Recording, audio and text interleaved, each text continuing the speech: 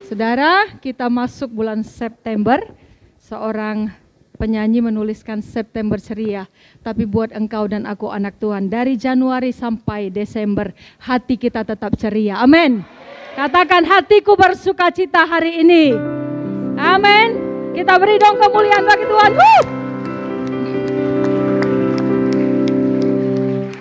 Baru saja kita merayakan kemerdekaan. Ada seorang anak kelas 2 SD namanya Dapot. Dia disuruh gurunya untuk pimpin dirjen lagu Indonesia Raya. Kemudian dengan semangat Dapot ke depan dan dia bernyanyi. Indonesia tanah airku, tanah tumpah darahku. Bagus sekali. Tapi ketika refnya saudaraku agak beda. Sehingga gurunya jadi bingung. Dia nyanyinya gini. Indonesia tante merdeka, merdeka. Gurunya apa saya salah dengar? Dia ulangi lagi. Indonesia tante merdeka, merdeka. Stop Dapot. Kenapa kau bilang Indonesia tante? Gini Bu Guru, aku kan orang Batak. Terus kenapa kalau orang Batak? Orang Batak kan menghormati orang tua tante. Iya Dapot, semua suku pun menghormati orang yang lebih tua. Iya, kenapa aku bilang tante? Karena nama tanteku si Raya. Jadi pantang aku sebut katanya saudara. Jadi dia nyanyi Indonesia tante. Coba lihat kiri kananmu, siapa saudara si Dapot. Saudara silakan duduk, kita beri kemuliaan bagi Tuhan. Silakan duduk, pemusik boleh duduk. Yang ngiringi saya satu. Iya. Masih di kemerdekaan saudaraku, ada di ibu kota dikumpulkan lurah-lurah teladan. Kemudian adalah lurah teladan dari Jawa, ada dari Sumatera, ada dari Ambon, ada dari Sulawesi. Nah, di situ ada Pak Gino. Pak Gino kepengen kenalan dengan lurah-lurah lain. Kemudian saudaraku, Pak Gino kenalan kepada yang dari Medan. Medan mengulurkan tangannya. Saya perkenalkan, margaku Batubara. Pak Gino jantungan saudara, Batubara. Membara saudara ya. Kemudian yang dari Ambon perkenalkan, kalau aku margaku Bakar Besi. Bayangi tadi Batubara, sekarang Bakar Besi. Kemudian yang dari Sulawesi perkenalkan, kalau aku namaku Abu Bakar. Bayangkan, bakar besi, batu bara, Abu Bakar. Pak Gino minder saudara. Akhirnya dia dapat ide, perkenalkan saya Pak Gino pemadam kebakaran. Supaya padam semua amarah saudara ya. Dia bilang dia pemadam kebakaran dari Sungai Bengawan Solo saudara. Saudara, Anda siap diberkati, amin? Coba senggol kiri kanan, jangan ngantuk, aku siap diberkati. Amin. Puji Tuhan. Tema kita hari ini adalah pilihan dan keputusan ada di tanganmu setelah merdeka. Pilihan dan keputusan ada di tanganmu setelah merdeka. Saudaraku, kata merdeka menurut KBBI, kata merdeka menurut KBBI adalah Kamus Besar Bahasa Indonesia. Merdeka itu artinya terbebas dari penjajahan. Jadi bebas dari penjajahan. Ya kan? Kalau secara rohani saudaraku artinya apa? Dilepaskan dari perbudakan. Dilepaskan, ditebus dari perhambaan. Perhambaan apa? Kalau menurut KBBI, bebas dari penjajahan, kita tahu siapa yang menjajah Indonesia, saudara. Tetapi kalau secara rohani ditebus dari perhambaan dosa. Nah saudara, ketika Tuhan menebus saudara dan saya, Tuhan tidak otoriter bilang kamu harus lurus, atau kamu harus ke kanan, kamu harus ke kiri. No. Tuhan memberikan hak bebas kepada setiap kita. Kita mau ke kanan, mau ke kiri, mau ke depan, itu terserah. Makanya tadi temanya adalah keputusan itu ada di setiap kita setelah dimerdekakan. Nah saudaraku, lalu Galatia 5 ayat 1, Paulus menuliskan apa? Kita baca bersama, 1, 2, 3. Supaya kita sungguh-sungguh merdeka, Kristus telah memerdekakan kita. Karena itu berdirilah teguh dan jangan mau lagi dikenakan kuk perhambaan. Saudaraku, Paulus menasehatkan supaya kita sungguh-sungguh merdeka, maka Kristus telah merdekakan engkau dan aku. Kita sudah dibebaskan, kita sudah dilepaskan, kita sudah diangkatnya menjadi anaknya. Lalu nasihat Paulus ada 2. Yang pertama, saudaraku, karena itu berdirilah teguh. Kenapa Paulus katakan berdirilah teguh? Karena dia tahu betul orang yang sudah dimerdekakan tidak gampang untuk berdiri teguh. Tadi saya katakan, kita punya pilihan, mau ke kanan, mau ke kiri, mau ke depan, atau mau ke belakang. Paulus katakan berdiri teguh, itu yang pertama. Yang kedua, dia katakan jangan mau lagi dikenakan kuk perhambaan. Jangan mau lagi kembali kepada dosa. Begitu kira-kira, saudara. Nah, saudara yang terkasih, Tuhan Yesus mengatakan, Lukas 13 ayat yang ke-24. Lukas 13 ayat 24, saudara baca bersama, 1, 2, 3. Berjuanglah untuk masuk melalui pintu yang sesak itu, sebab aku berkata kepadamu, banyak orang akan berusaha untuk masuk, tetapi tidak dapat. Saudara, kalau ada pintu, satu kecil, satu besar, tentu saja orang-orang mau memilih yang besar. Mungkin di sini yang sedikit saja, saudara. Kenapa? Karena di yang besar ini dia bisa sambil bergaya joget-joget. Di yang besar ini dia bisa bawa botol minuman. Di yang besar ini dia bisa bawa wanita dan lain sebagainya. Bebas masuk, bebas hambatan. Tetapi di yang sempit ini perlu perjuangan. Tetapi Tuhan Yesus katakan, apa di situ saudaraku firman Tuhan katakan? Jawab Yesus kepada orang di situ, berjuanglah. Berarti ketika kita masuk ke dalam pintu yang sempit itu perlu perjuangan. Saudara tahu arti perjuangan? Ada pengorbanan. Ketika kita mau masuk ke pintu yang sempit itu, saudaraku, ada pengorbanan. Ketika kita mau berdiri teguh, saudaraku, harus ada tekad, harus ada kerinduan hati. Nah, saudara yang terkasih, Kolose 3 ayat 5 sampai yang ke-7. Baca bersama, 1, 2, 3. Karena itu matikanlah dalam dirimu segala sesuatu yang duniawi, yaitu percabulan, kenajisan, hawa nafsu, nafsu jahat, dan juga keserakahan yang sama dengan penyembahan berhala. Saudara, kata matikanlah. Contoh, kalau seseorang bilang matikanlah nyamuk itu, atau matikanlah kecoa itu, enggak, imut ya nyamuknya, atau kamu imut, enggak begitu, saudara. Ketika matikan, matikan. Kenapa? Kalau nyamuk itu tidak engkau matikan, dia yang mematikan engkau. Saya pernah kena demam berdarah, saudara. Rasanya mau mati. Maksudnya apa? Firman Tuhan katakan, matikanlah dalam dirimu segala yang duniawi, kenajisan, hawa nafsu. Saudara, kalau kita tidak matikan dia, dia yang matikan kita.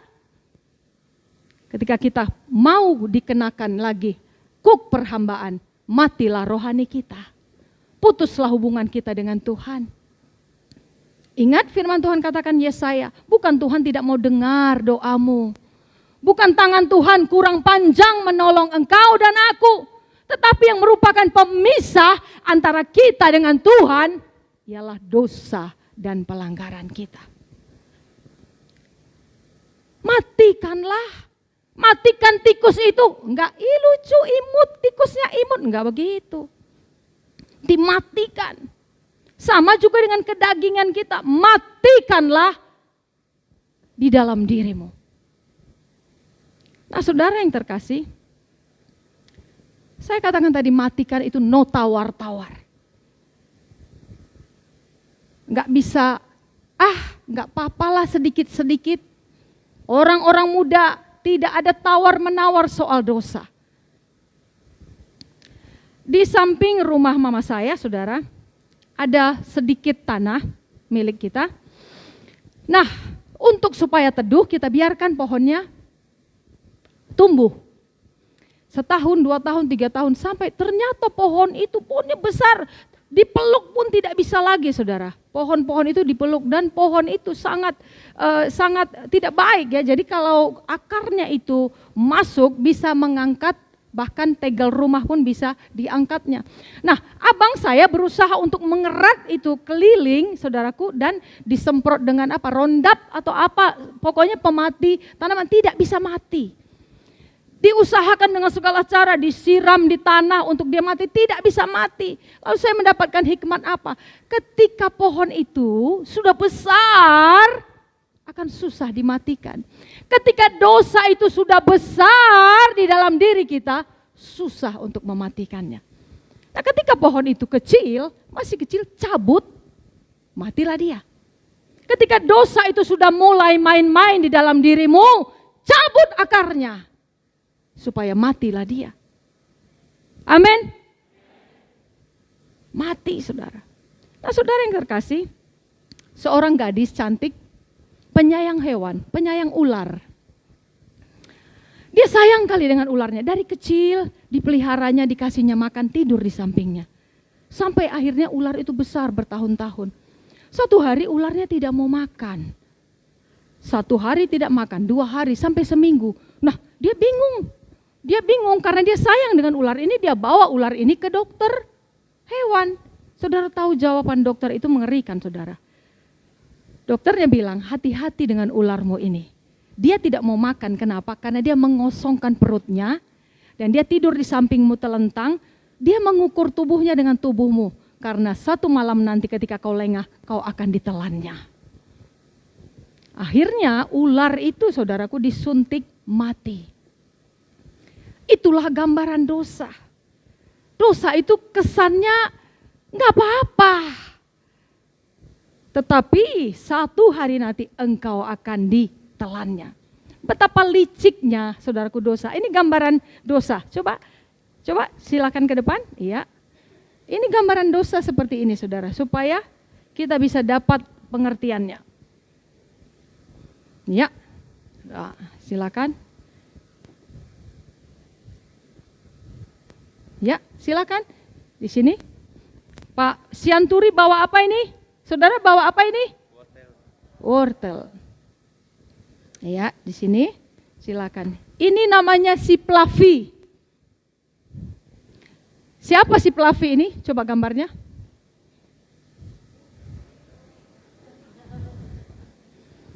Lalu bapak ini sebagai majikan, dia mau pergi, saudara. Ini dia mau pergi, lalu apa pesannya Pak kepada si Pak? Kepada si Plavi, coba Bapak pesankan sesuatu. Plavi, jangan makan ya. Ya, oke, Bapak langsung berdadah. Ya. Tunggu kok pergi. Tadi saudara, majikannya bilang jangan. Tapi kan dilihat-lihat boleh. Tengok dulu. Rakus sekali, jangan langsung diambil. Dilihat boleh. Tadi majikan bilang jangan tapi diraba-rabakan boleh. Raba dong.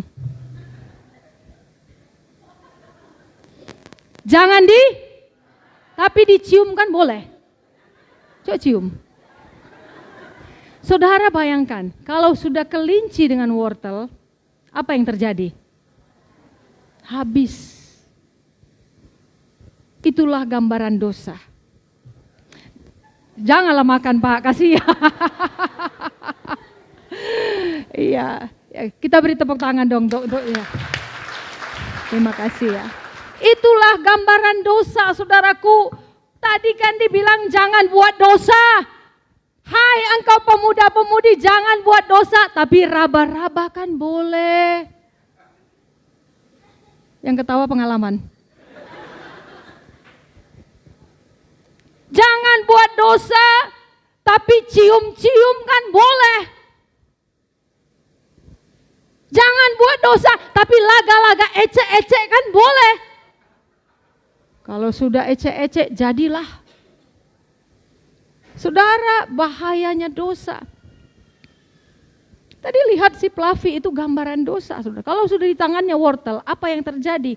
Ditelannya lah wortel itu. Saudara, Matius 18 ayat 8 sampai 9.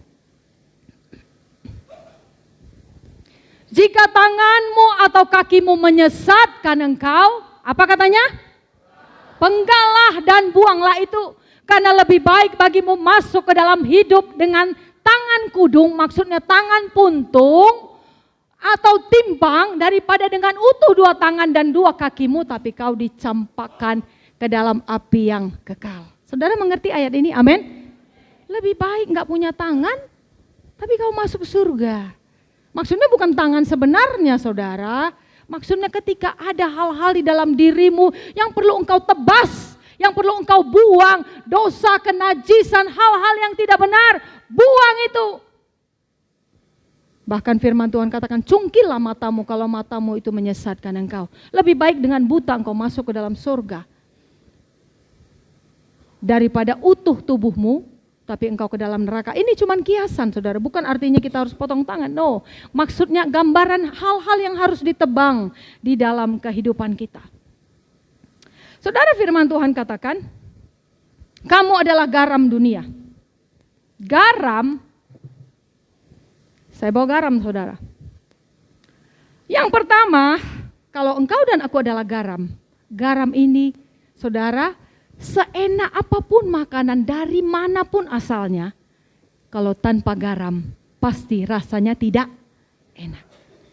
Mau dari Eropa kah makanannya, mau dari India kah, mau dari Samosir kah, mau dari manapun, kalau tanpa garam tidak enak. Berarti garam ini sangat dibutuhkan. Kalau engkau dan aku adalah garam dunia, berarti engkau dan aku sangat dibutuhkan oleh dunia ini. Sangat dibutuhkan. Kehadiran kita itu sangat dibutuhkan. Lalu saudaraku, garam ini mematikan kuman.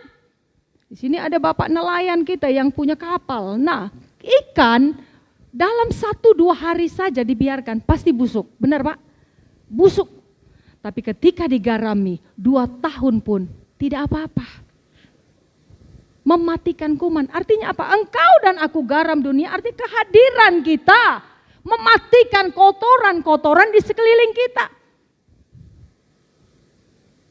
Kotoran yang dimaksud apa? Orang-orang yang tidak benar. Ketika kita ada, orang itu pun ikut dikuduskan. Saudara mengerti? Amin. Garam itu, saudaraku, berfungsi sebagai obat. Saya ingat kesaksian dari Inang Utahayan. Adanya Inang Utahayan datang? Ada ya? Inang Utahayan. Didoakan oleh Bapak Gembala, air ditaruh garam. Tentu kuasa Tuhan itu yang menyembuhkan. Tetapi ada garam di dalamnya. Garam itu mengandung obat. Saudaraku, apa artinya engkau dan aku adalah garam dunia sebagai obat? Obat yang menyembuhkan. Kemana kita pergi, kita menyembuhkan orang lain. Dengan bahasa perkataan kita. Dengan kehadiran kita, dengan kita kasih semangat kepada orang lain. Sembuhlah patah hatinya. Sembuhlah kesedihannya. Kita memberikan rasa di dalam kehidupan orang-orang di sekeliling kita. Lalu garam itu, saudaraku, sehebat apapun garam ini harganya pasti murah, nggak sampai ratusan ribu. Garam murah. Apa artinya? Kalau engkau dan aku digambarkan garam yang murah. Murahlah dalam senyummu. Murahlah dalam tenagamu. Murahlah dalam dompetmu kalau engkau lihat orang kelaparan.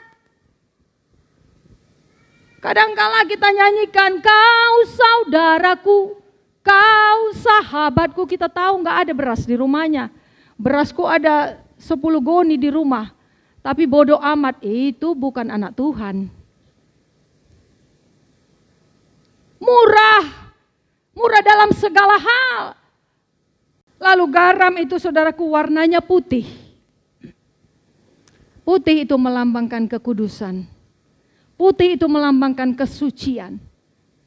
Putih itu melambangkan kebenaran.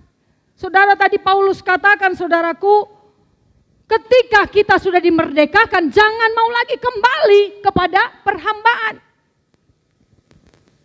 Nah, saudara, kita akan melihat ada beberapa pemuda akan datang ke depan, silakan. Inilah gambaran kita, saudara.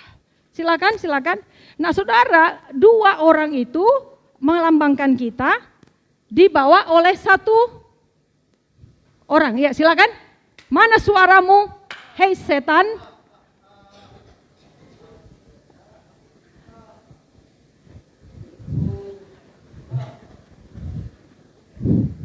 Setannya ganteng pula ya, saudara. Nah, iya. Saudara lihat, inilah kita. Ya. Semua kita tangan sudah diikat oleh simbolis ini, saudara. Joget-jogetlah kau bolis. Saudara, semua kita sini. Lalu saudara, yang 2 ini datang kepada, silakan. Ya, mereka mau dibebaskan, saudara. Mau dilepaskan oleh Tuhan sendiri. Nah, ketika mereka dibebaskan, mereka hore, bebas. Nah, saudara, mereka mengikut Tuhan. Tuhannya silakan jalan, mereka ikut. Pegang Tuhan. Pegang Tuhan dari belakang. Iya, pegang Tuhan. Iya. Ya, Tuhannya muter. Inilah gambaran kita. Lalu saudara, Tuhan muter balik. Iya, oke. Nah, mereka tetap ikut. Tetapi tengok yang satu ini masih lirik-lirik. Yang sana mereka. Iya, silakan. Silakan ke sana. Ya. Nah, saudara. Nah, iya. Nah, yang ini boleh ikut sama Tuhan terus. Nah, ini gambaran orang yang ikut Tuhan, terus ikut Tuhan. Tetapi itu anak bego, saudara. Bayangkan, inilah kebodohan kita, saudara. Sudah dilepaskan, sudah dimerdekakan, sudah bebas, tapi mau lagi diikat. Udah, bawa anggotamu itu sana. Kita beri kemuliaan dong. Itulah gambaran kita yang setengah-setengah di dalam hidup. Udah bebas, udah dimerdekakan. Tapi masih mau lirik-lirik kepada dosa. Masih mau lirik-lirik kepada iblis. Masih mau kembali diikat lagi, dibelenggu lagi, diperhamba lagi oleh dosa. Nah, saudara yang terkasih, berani berjalan sendiri. Ada gambarnya? Silakan. Inilah kita. Beranilah berjalan sendiri di dalam kebenaran bersama Tuhan, meskipun ramai-ramai tetapi menuju kepada kebinasaan. Beranilah engkau tampil beda di lingkunganmu. Yang artinya jadilah orang yang punya warna. Apa warnanya? Putih, seperti garam ini. Saudara, saya suka sekali mengatakan, sebuah botol, ini khusus orang muda ini, dinilai dari isinya. Kalau dia kosong, saya pastikan harganya Rp1.000. Kalau dia isi air mineral, saya pastikan merek apapun, ya yang standar, ya pasti harganya Rp4.000. Kalau isinya, saudaraku, jus asli, pasti harganya Rp20.000. Asli ya, gula asli, buah asli. Kalau isinya madu asli dari hutan, pasti harganya ratusan ribu. Nah, kalau dia, saudaraku, isinya parfum dari Paris, asli, Bulgari kah dia, atau Channel kah, atau apa, pasti harganya jutaan rupiah. Tapi kalau diisi dengan comberan, air lumpur dari paret depan sana, maka tidak punya nilai.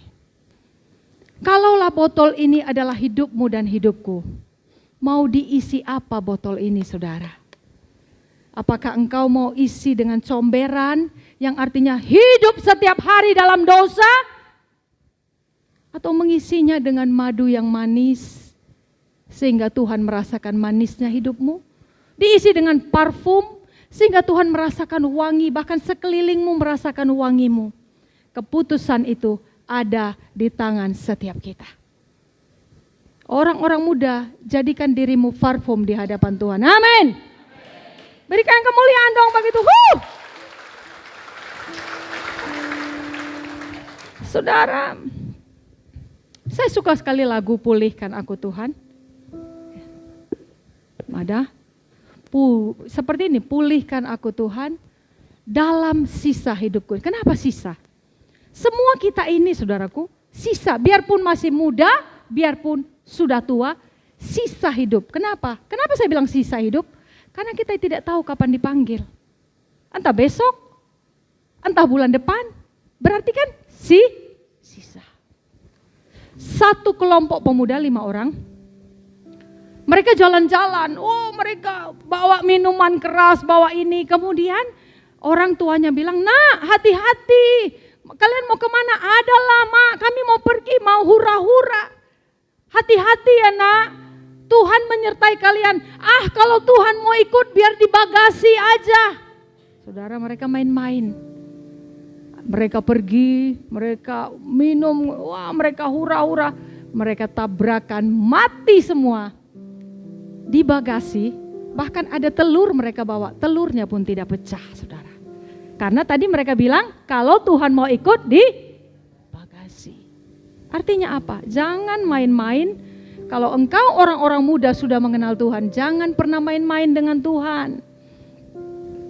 Makanya saya bilang sisa hidup. Karena untuk mati tidak perlu tua. Untuk mati tidak perlu sakit. 5 orang milioner, ada fotonya. 5 orang milioner, ini kejadian baru-baru saudara. 5 orang milioner ini saudaraku hendak berwisata. Kejadiannya 18 Juni 2023, berarti baru. Mereka ini berwisata, 5 orang, yang ini bapak, ini ada anak, ini penyelam hebat. Ini mereka pergi naik kapal selam kecil, mewah sekali. Saudaraku, dilengkapi dengan barang-barang mewah, masuk ke dalam ingin melihat kapal Titanic yang dulu tenggelam. Nah, mereka pergi masuk, saudaraku. Beberapa jam kemudian hilang kontak. Milioner saudara, ongkos untuk naik kapal itu saja 3,7 miliar. 3,7 miliar ya, kalau orang kaya ya suka-sukanya lah, mau berapa miliar pun kan. Nah saudaraku, hilang kontak, tidak dapat dicari, pakai kapal, pakai teropong, segala macam tidak dapat. 3 hari kemudian ditemukan kapal itu sudah hancur berkeping-keping. Saudara, kita lihat videonya. Saudara, saya tidak bicara main-main saudara. Coba bisa didengarkan suaranya? Silakan, Anda bisa mendengarkan cuplikan ini, 1 menit saja. Tenggelamnya kapal selam Titan membawa duka warga dunia, apalagi 5 penumpang diantaranya merupakan pengusaha terkenal dunia. Keberadaan kelima sosok miliarder ini mulai mendapatkan titik terang. Diketahui kapal selam Titan dinyatakan hilang pada Minggu 18 Juni 2023 dan bangkai kapal mulai ditemukan di beberapa titik. Adapun kabar ditemukannya para jenazah disampaikan oleh Ocean Gate Expedition selaku perusahaan yang mengoperasikan kapal selam tersebut. Penjaga pantai Amerika Serikat Laksamana Muda John Mauger pada konferensi pers mengatakan sejumlah puing-puing kapal ditemukan berada di titik 1.600 kaki atau 488 meter dari haluan Titanic. Ya, terima kasih. Saya kira saudara sudah mengerti beritanya ya. 5 orang milioner, kapal ini pun bisa dia beli saudara. Setiap mereka bisa beli kapal ini. Tapi saudara, mereka ingin wisata. Tentunya mereka ingin senang-senang, mereka ingin happy-happy, mereka ingin melihat bagaimana dasar laut itu indahnya. Tetapi apa yang terjadi? Mereka mati semuanya, saudara. Makanya saya bilang, sisa hidup kita tidak tahu. Maksudnya mau wisata, akhirnya mati semua. Jangan bangga dengan hidupmu yang masih muda. Saya katakan sekali lagi, untuk mati tidak perlu harus tua. Untuk mati tidak perlu harus sakit. Tidak jadi masalah mati kita bagaimana, saudara. Tidak jadi masalah. Mau mati kebakaran kah, mau mati tenggelam kah, tidak. Nah, yang menjadi masalah ketika kita hidup itu bagaimana hidup kita. Karena ketika kita mati, bagaimanapun cara matinya, kita sudah punya tiket ke surga. Kita sudah punya tiket ke surga. Saudara, hati-hati dengan pergaulanmu. Orang-orang muda, hati-hati dengan pergaulanmu. Seorang raja, saudara, dia bingung ketika kudanya kok jalannya pincang. Kudanya ini kok jalannya pincang. Dia cari tahu kenapa kudaku ini kok pincang. Kemudian dia cari tahu. Ternyata pelatih kuda ini pincang. Akhirnya si raja ini menggantikan pelatih yang bagus, yang normal, yang sempurna. Dan kemudian kuda ini jalannya jadi lurus. Artinya apa pesan moral? Siapa yang ada di seputarmu itu menentukan hidupmu juga.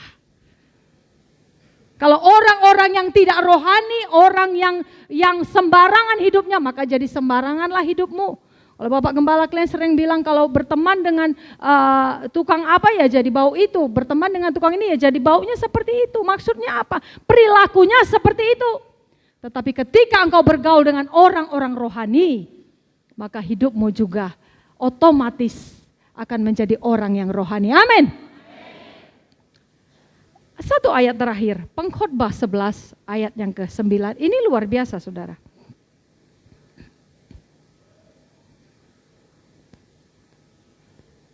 Ini luar biasa, saudara lihat. Kalau Paulus tadi bilang jangan, ya kan nasihatnya jangan. Ini beda, saudara. Silahkan dia bilang. Kita baca bersama 1, 2, 3. Bersukarialah hai pemuda dalam kemudaanmu, biarlah hatimu bersuka pada masa mudamu, dan turutilah keinginan hatimu dan pandangan matamu, tetapi ketahuilah bahwa karena segala hal ini Allah akan membawa engkau ke pengadilan. Saudara lihat, tadi Paulus bilang jangan, tapi pengkhotbah bilang silakan. Nikmatilah masa mudamu, nikmatilah hidupmu, tidak ada yang larang kok. Silakan. Tapi ingat, karena hal ini, karena perbuatan ini, Allah akan menuntut engkau di pengadilan Allah. Kenapa Tuhan berhak menuntut kita? Karena Dia sudah tebus kita. Dia sudah bebaskan kita. Dengan darahnya, saudara. Tapi kasihan sekali kita mau diikat lagi. Penutupnya, saudara, sering kali kita katakan, Bu, beratlah kalau kayak gitu. Ya kan? Hidup seperti itu berat, Bu. Oke. Kalau hidupmu berat, berat ya. Berat, oke. Masukkankah di dalam, siapakah ini? Kristus. Sehingga yang berat ini bisa jadi berkat. Ya kan? Tadi saya katakan berat, masukkan Kristus. Nah, saudara, Paulus bilang segala perkara dapat kutanggung di dalam Dia, di dalam Kristus yang memberikan kekuatan kepadaku. Perkara apa? Perkara kedaginganmu kah? Perkara kesusahan ekonomimu kah?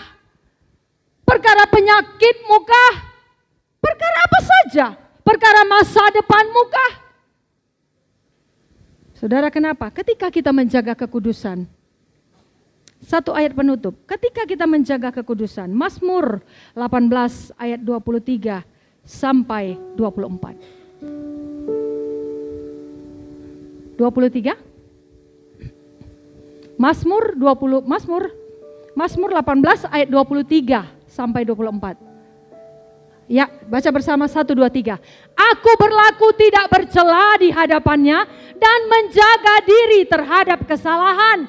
Karena itu Tuhan membalas kepadaku sesuai dengan kebenaranku, sesuai dengan kesucian tanganku di depan matanya. Saudara lihat, berarti ketika engkau menjaga kekudusan, ketika aku menjaga kekudusan hidupku, ada upah dari Tuhan.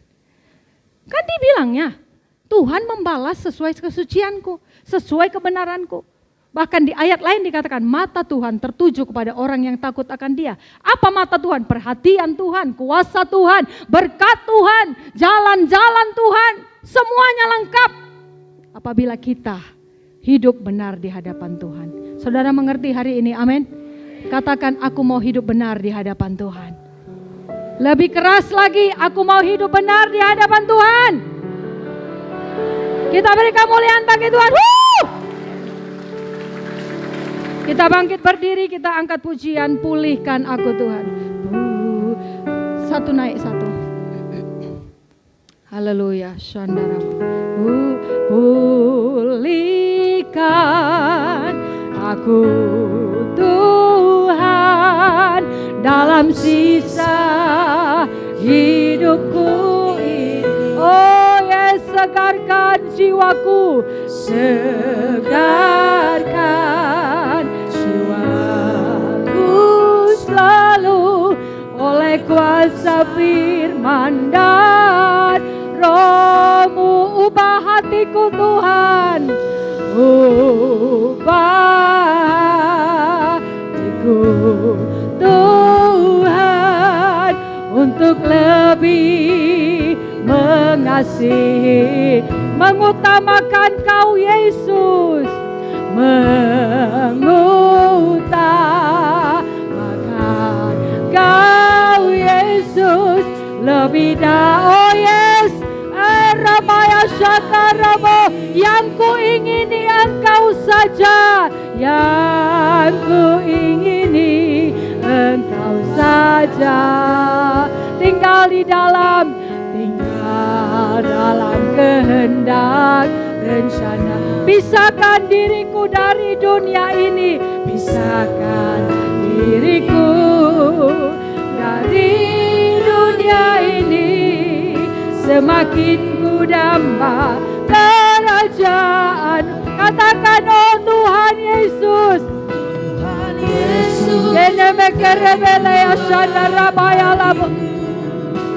mutiara ternilai harta milikku, keindahan-Mu memudahkan dunia di mataku.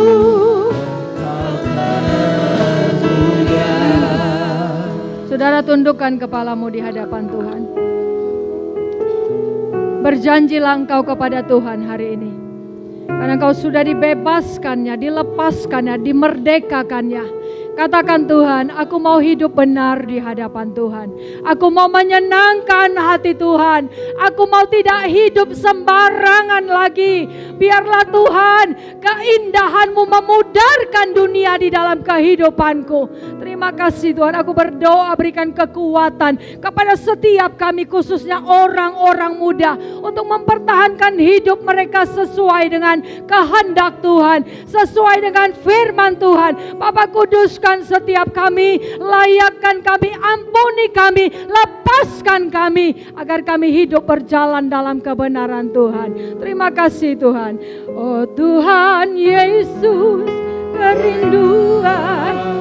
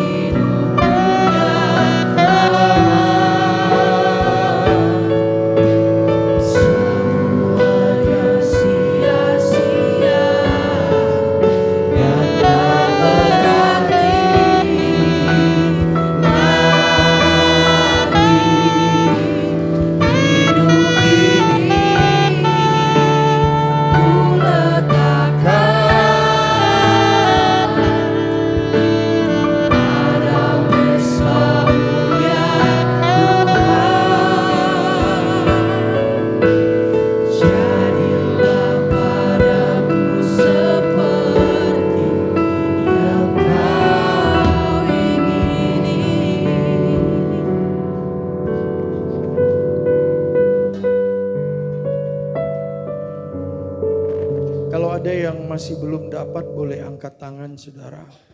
Tapi anak-anak jangan diberikan. Yang belum dapat perjamuan silakan angkat tangan tinggi. Di gedung B